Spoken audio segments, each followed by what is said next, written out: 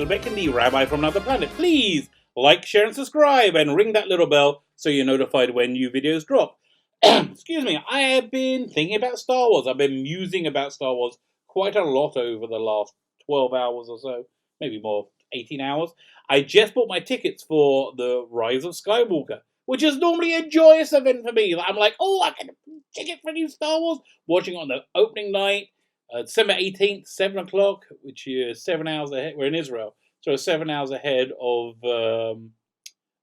East Coast time, so it'll be noon East Coast time. Is that before America? That's really cool. Great seats, great theater, and unfortunately, I'm not filled with filled with excitement this time because I feel more like I booked in a surgery that I really don't want to do. You know, like a really painful and embarrassing kind of rectal surgery. So that's my feeling of anticipation going into this Star Wars movie. And this Star Wars movie is its last swing at bat for getting me in the cinema. I mean, I have to go. I'm not gonna not go, but like this is it. I can't even imagine what they can wheel out to get me in cinema after this, especially they're moving on from the Skywalker saga, as they now decided to call it. So I was thinking to myself, what happened? Why is it that that I'm just so like turned off by this sequel trilogy now? Well, obviously what happened was the Last Jedi, which was legitimately awful. It was just a terrible movie and trashed pretty much everything we loved about Star Wars. But I wanted to do a deeper dive. And, I started thinking about what was it, like, I started comparing Luke Skywalker to Rey, which I think is a fair comparison for the two trilogies. And what was it that made me really like Luke Skywalker and relate to him? And actually, I related more to Han Solo. Well, what was it about Luke Skywalker? Luke Skywalker was a farm boy who wanted to experience more life. He wanted to get out to the universe. He wanted to see what there is. He wanted to live. He wanted life, And truth be told, I think that's, even though Han Solo was a damaged and jaded personality when we first met him, he wanted life as well. Ben Kenobi wanted, everybody wanted life. Everybody chose life. I use this phrase "choose life" because there's a polemic at the end of the Old Testament when Moses is about to die, right? And look, if you're not religious, fine. I happen to think there is value in the belief structures of everyone. And there's wisdom that we can all pull out of it. I'm not trying to convert you. I'm just telling you what it says, which I thought is quite a good thing to live by. So Moses is giving his final address, his final sermon. And he sums everything up. All his beliefs into one phrase, one 2-word phrase, which is choose life. Choose life. That is what life is for. Life is for living. Life is for choosing it. And and until we get jaded and we get like the crap beaten out of us by life, we do. Like babies and kids don't want to go to sleep because they like living. They love being alive. And that was Luke Skywalker. He was an inspirational character who loved life. And then when he was forced into this adventure against his will, when his life got blown up, essentially, and it turned out to be so much better than he possibly hoped it could ever be. Suddenly he was in this intergalactic struggle between light and darkness, in which he was a central pivotal character point in it, and suddenly he's being inducted into this order of night wizards with laser swords, and it was just so freaking brilliant. So he chose life, and life embraced him. That's really his story, I think.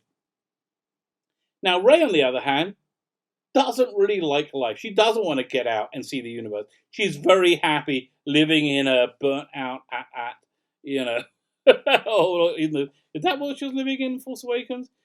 Scavenging for stuff. She thinks life's horrible. Life's always going to be horrible. Nothing's ever good is going to happen. There's no point trying to aspire to anything else. And then she's accidentally forced into this adventure, and she's discovers she has all these magical powers of the Jedi, and she's kind of greets it with like, well, okay, I guess I'll do this then. She doesn't really embrace it.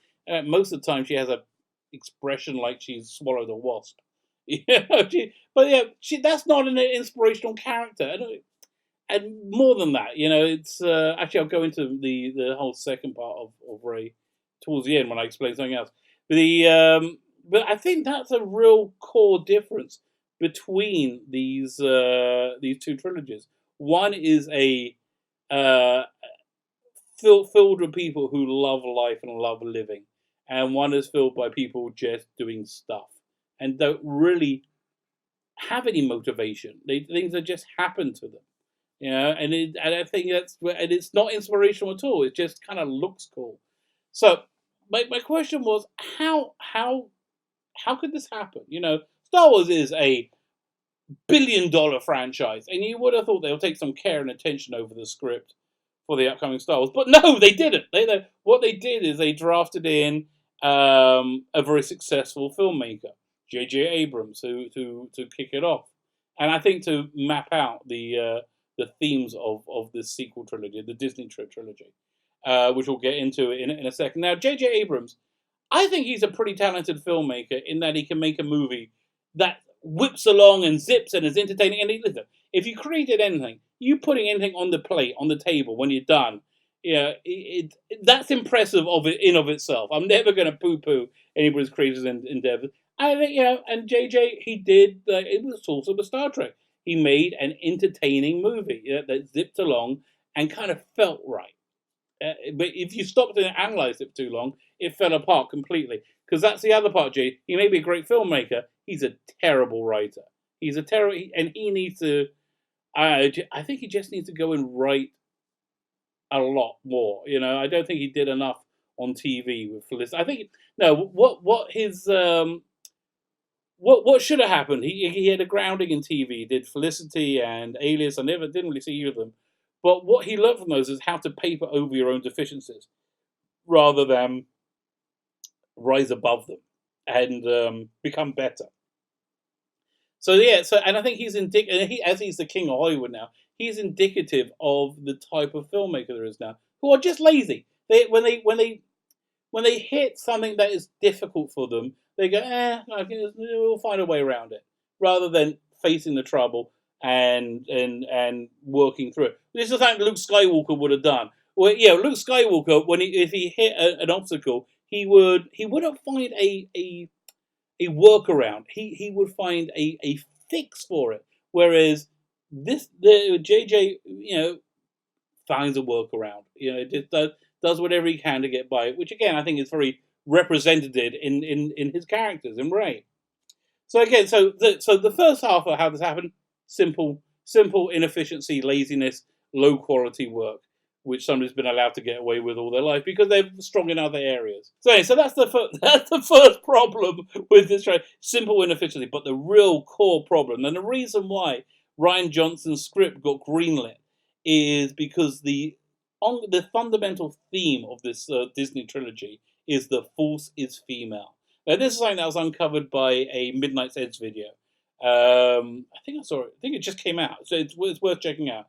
But they pieced it together by interviews from Carrie Fisher's brother and lots of other interviews, and I think they really nailed it. I think the underlying theme of the sequel trilogy is the Force is female. They had Rey, who obviously is the central character, female. If you hadn't noticed, they certainly did. And she's this incredibly gifted person with the Force. Right now, she's a Mary Sue because we don't know anything about her. We still, 2 movies in, really don't know anything about her or her motivations or what she wants, because I don't think any of that matters. Which I'm getting to that in a second. So, and then they kill off all the male characters. All the female characters, all the new male characters are feminized or they became like joke characters in Last Jedi. And then Luke Skywalker was always supposed to die in Last Jedi, and then Leia was supposed to complete her training in Rise of Skywalker, or whatever they would have called it. But unfortunately, they hit 2 problems. One, the monumentally bad management of Kathleen Kennedy greenlighting such an obnoxious script from Rian Johnson, which was which made it. Yeah, JJ was able to make a movie that we weren't able to see the problems in it, and he was able to get away with these social engineering exercises, which is what I think they were doing. Ryan Johnson made a movie so objectionable that everybody analyzed every second of it, and they hated it with so much intensity. So that yeah, and that was the first thing that blew it off there. Because the Phantom Menace was created because of it. But obviously the biggest thing was Carrie Fisher passed away, so they couldn't complete their they couldn't successfully complete their byline, their through line. Which who's laughing now? You know, yeah, I love it when things go wrong for people who like have taken a crap on me, which Kathleen Kennedy essentially did. So there you have it. That's really the. I mean, there's lots of other videos, much more deeply analysing the failures and the problems with the sequel trilogy. But that was the result of my musings from the last 12 hours or so, brought on by my trepidation of buying my ticket for The Rise of Skywalker. I'm looking forward to reviewing it. I can't wait to tell you what I think. I think there's going to be a treasure trove there of videos to make. My name is Sheila Betkin. Please hit that like button, share, and subscribe. Let me know what you think. Put a little note in the comments. If you disagree with me, let me know. Oh, another big channel news. I am going to be doing giveaways very soon. I'm going to be giving away DVDs. I'm getting the Doctor Who Blu-rays, the classic Doctor Who Blu-rays, which means I'm retiring my DVDs, and I will give them away to whoever's watching. I think I will got to find some kind of way of working that out. I will. I think I'll start showing that in the next video. Thank you so much for listening. Like, share, and subscribe, and ring the little bell so you're notified when new videos drop.